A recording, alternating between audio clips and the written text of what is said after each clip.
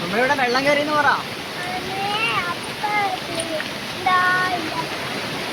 പാപ്പു പറഞ്ഞ എന്താണെന്നറിയോ, ഞങ്ങളുടെ അവിടെ പുഴയിൽ വെള്ളം കയറിയതാണ് കേട്ടോ.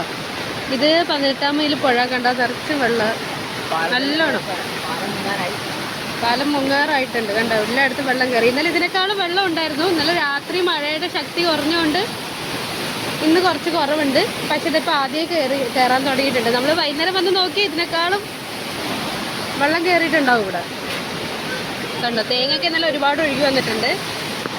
കുറേ പേര് പിടിച്ചിട്ടുണ്ട് കേട്ടോ. കുറെ ആൾക്കാർ തേങ്ങയെല്ലാം പിടിച്ചിട്ട് ഇവിടുന്ന് പോയി.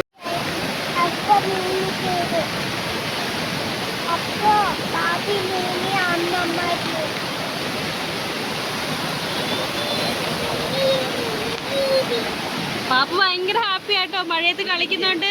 ഇന്ന് അവൾക്ക് ക്ലാസ്സും കൂടെ ഇല്ലാത്തതുകൊണ്ട് ഭയങ്കര ഹാപ്പിയാണ് അവള്. കണ്ടോ, തുള്ളിച്ചാടി. ഞങ്ങളോട് രാവിലെ വഴക്കായിരുന്നു പുഴയിൽ പോവാൻ.